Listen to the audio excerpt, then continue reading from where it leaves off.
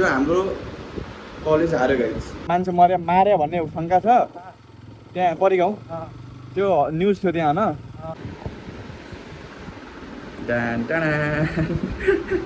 चोर चोर कहाँबाट आयोस् त्यहाँ ल हेर हेर काम हेर्नुहोस् यो काम खस्छ अझ खस्छ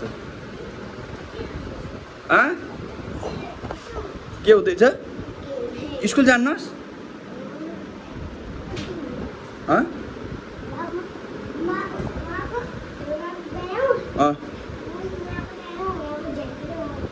किन गरेस् त्यस्तो फेरि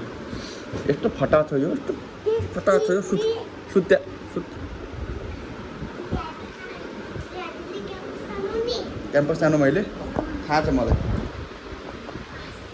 so guys good morning and welcome back to my new blog सबैजना सन्चै नै हुनुहुन्छ होला फेरि आइसकेपछि एउटा नयाँ ब्लग ल्याएर फ्रेस ब्लग ल्याएर गनी ब्लग ल्याएर पुरै हट ब्लग ल्याएर अनि गाइस हिजो मैले ब्लग चाहिँ बनाएन किन बनाएन भनेपछि हिजो मैले ब्लग स्टार्ट गराएको थिएँ बट जब म यहाँदेखि कपडा पुगेँ मैले त्यहाँको जो सिन देखेँ सिनेरी देखेँ जो त्यहाँको मैले कन्डिसन देखेँ फेरि मलाई ब्लग बनाउने मनै लागेन हिजो हाम्रो कलेज हार्यो गाइस हार्यो फेरि त्यहाँदेखि कलेज जाने विचार थियो यहाँदेखि म समथिङ कति 7:30 नै 8 बजीतिर निस्किएको थिएँ घरबाट समथिङ फेरि 8:35 मेरो कलेज थियो मैले कलेज एटेन्ड गरेन त्यहाँ गएँ म्याच हेरेरै उ भयो क्या मन खिन्न भयो त्यसपछि म त्यहाँदेखि गएन त्यहीँ बसेँ फेरि त्यहीँबाट म्याच सकेर फेरि घर आएँ त्यही उठेँ त्यही गरेँ हिजो केही गरेन खासै अनि गाइज आज पनि कपिल जान लागेको छैन कलेज उसको त्यही हो गाइज भन्यो नि एक दिन जान्छ 4 दिन जाँदैन एक दिन जान्छ 4 दिन जाँदैन अब आज पनि एक्लै जानुपर्ने तर आज म जान्छु गाइज इलेक्ट्रिकमा जान्छु गाइज आज बाइकमा जाँदैन इलेक्ट्रिकमा जान्छु स्कुटीमा जान्छु स्कुटीमा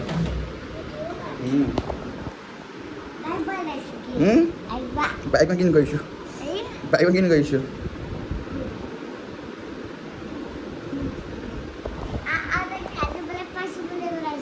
के ल्याउनु यो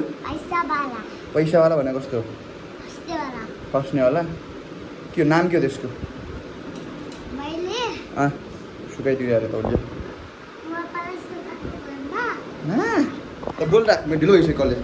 सुकाइदिउँ त्यसपछि हामी निस्क्यौँ कलेजको लागि नास्ता पनि खान्छौँ मैले फेरि आज है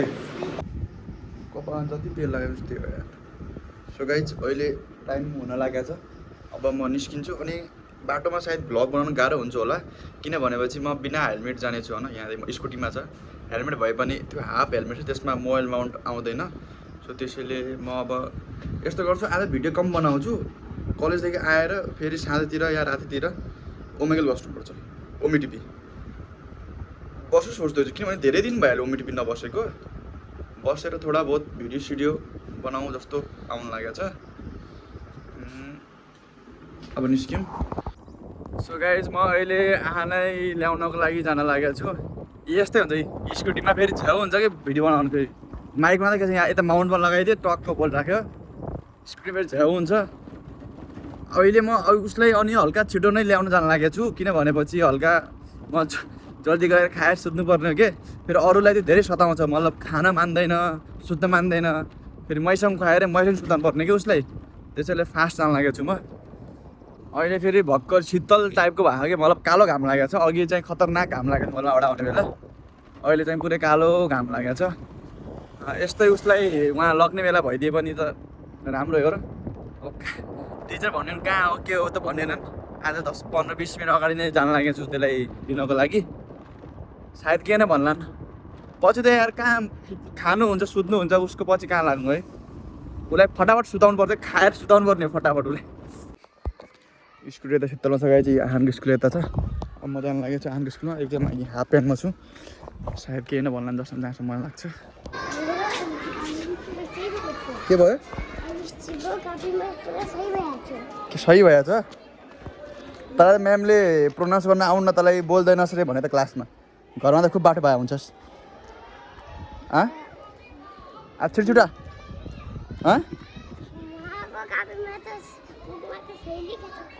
बुकमा सही लेखेको भयो तँलाई कहाँ पुगिस् त जल्दी अब तँलाई के गर्नु पर्यो भन् त के गर्नु पर्यो जे पनि गर्नु पर्यो मलाई त बोल्दैनस् रे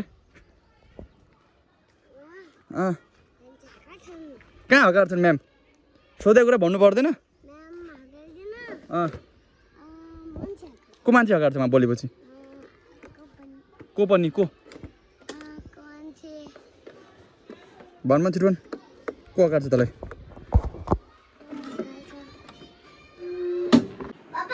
कहाँ छ यो मान्छे कहाँबाट बोल्दैछ ओए बा आमा त्यहाँ आ सुत्ने अब देखाइ थिएन आमा त्यहाँ फेरि ल सकाइ जब यसलाई सुताउँ धौधो मल्काएर बन्द गरेर ल सुत्ने अब सुत्ने कि नसुत्ने आहान यता सुत्छ म उता सुत्छु ल सुत्दैनस् अब उही बा यहाँ कहाँ आउँदैछ मेरोमा पुरै चम म नङ्गाइदियो मान्छेले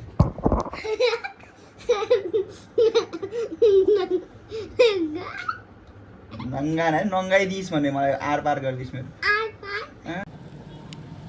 गाइड्स के छ भने स्टार्ट अब म जान लाग्यो कहाँ छु भनेपछि मेरो पहाडदेखि भान्जा छन् के मतलब त्यो अस्ति भर्खर म पहाड गएको थिएँ नि मेरो आफ्नो पहाड अनि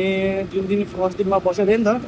मतलब दिदीको घरमा बसेको थिएँ भन्दै थिएँ नि त हो त्यो दिदी आजकल आफ्नो नातिनालाई पढाउन यता आउँछु कि यता बस्छु मतलब यो एयरपोर्ट साइडतिर त्यो भान्जा पनि आएको छ मतलब उनको छोरा त्यसैले उनी भान्जा के जसो गाडीमा म गएको थिएँ नि यहाँदेखि हो उनको भाइकै आफ्नै साक्कै भाइ क्या उनलाई पिक गर्नको लागि जान लागेको छु अनि तिनीहरू रुम चाहिँ यता त्यो कान्डेपको हो भने हो बट ठ्याक्कै त मलाई थाहा छैन तिनलाई मैले त्यो हुन्छ नि त त्यो मजगाउँ एयरपोर्ट त्यहाँनिर बोलाएको छु मेरो घर यहाँदेखि पनि गइन्छ है तर यहाँदेखि जाने होइन अहिले बजार गरेर थोडा बहुत सामान लगाउनु छ भान्जा आछ नि त लगाउनु पऱ्यो है एकछिन यहाँनिर सायद यही गल्ली हो सायद जहाँसम्म मलाई लाग्छ फोन गरेर बोलाउँछ एक दाँत दिएको हो कि दाँत देखा त त्यो दाँत देखा त ओ डल्लु के छ तेरो नाम जाउँ त आजमा जाउँ निम्बुखेडा त्यो भल साँझ जाउँला जाने बेगा आउनु ल पिजाउँला म त्यो गाइस दिदीलाई यहाँ घरमै भेट्यो भान्जा अगाडि छन् भान्जा त्यो खम्बा लगाइदियो भने